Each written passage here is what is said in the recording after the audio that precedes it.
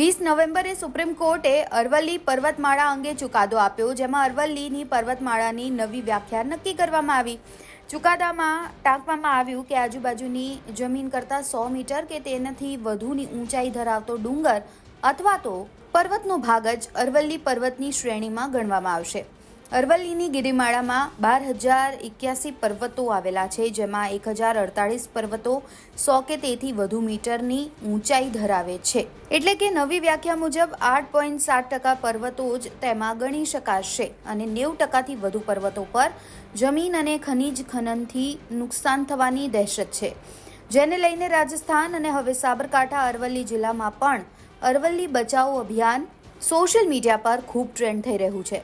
ત્યારે કેન્દ્રીય મંત્રી ભૂપેન્દ્રભાઈ યાદવે અરવલ્લી પર્વતમાળા અંગે ફેલાયેલી ગેરસમજો દૂર કરતા સ્પષ્ટતા કરી છે। તેમણે કહ્યું છે કે 90% પર્વતમાળા સંપૂર્ણ રીતે સુરક્ષિત છે। તેમણે જણાવ્યું છે કે 2 ટેકરીઓ વચ્ચેની જગ્યા પણ સંરક્ષિત ગણાશે અને નિયમોમાં કોઈને છૂટછાટ નહીં અપાય।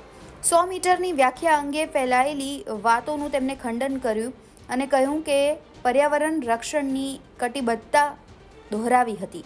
કેન્દ્રીય મંત્રી ભૂપેન્દ્ર યાદવે પત્રકારોને સંબોધતા કહ્યું કે અરવલ્લી પર્વતમાળાનો 90% જેટલો વિસ્તાર સંપૂર્ણપણે सुरक्षित है। अरावली में कोई भी रिलैक्सेशन नहीं दिया गया है।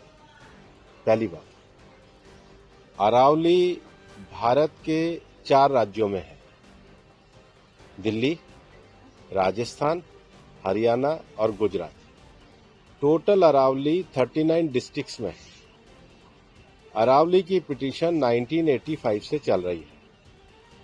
इस पिटीशन में चलने के बाद अरावली में माइनिंग के स्ट्रिक्ट नियम होने चाहिए, इसके हम भी पूरी तरीके से समर्थन करते हैं।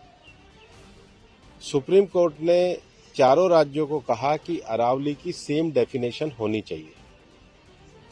सेम डेफिनेशन में 100 मीटर को, जो कि 1968 का जो जियोलॉजी का स्टडी है रिचर्ड मॉर्फी, उसके कारण है।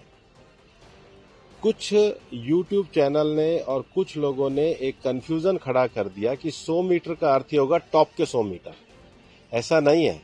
उसका जो बेस स्ट्रक्चर है, जो पर्वत का बेस स्ट्रक्चर है, अगर वो जमीन के अंदर भी 20 मीटर है, वहां से लेके 100 मीटर तक प्रोटेक्शन है।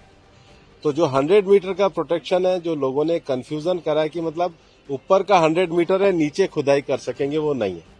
मैं आपको फिर क्लियर कर रहा हूं। 100 मीटर का अर्थ है टॉप 100 मीटर से बॉटम के अंदर तक जो उसका पूरा फैलाव है। पहाड़ी तो ऐसे होती है, तो उसका बॉटम तो बड़ा होता है, जहां तक उसका बॉटम जाएगा वहां से लेके 100 मीटर तक प्रोटेक्शन है।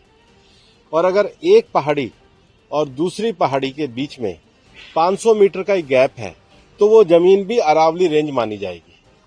इस डेफिनेशन के आने के बाद 90% से ज्यादा एरिया प्रोटेक्टेड एरिया में आ गया। 90% से ज्यादा। મહત્વનું છે, અરવલ્લી પર્વતમાળા ભારતની સૌથી પ્રાચીન અને વિશ્વની જૂની ફોલ્ડ પર્વતમાળાઓમાંની એક છે, જે લગભગ અબજો વર્ષ જૂની છે। કહેવાય છે કે પ્રોટોરોઝોઇક યુગમાં રચાઈ હતી। આ માળા ઉત્તર પૂર્વથી દક્ષિણ પશ્ચિમ દિશામાં લગભગ 692 કિલોમીટર લાંબી છે। તે દિલ્હી, હરિયાણા, રાજસ્થાન તથા ગુજરાતમાંથી પસાર થાય છે। અરવલ્લીનું સૌથી ઊંચું શિખર ગુરુ શિખર છે, જે માઉન્ટ આબુમાં આવેલું છે અને તેની ઊંચાઈ 1,722 મીટર છે, જ્યાં મંદિર અને અદ્ભુત દ્રશ્ય જોવા મળે છે। આ પર્વતમાળા પર્યાવરણની રીતે મહત્વનું છે, કારણ કે તે થાર રણને પૂર્વીય વરસાદી વિસ્તારોમાંથી અલગ કરે છે, જંગલો અને વન્યજીવનોને આશરો આપે છે તથા ખનિજ સંસાધનો માટે જાણીતી છે।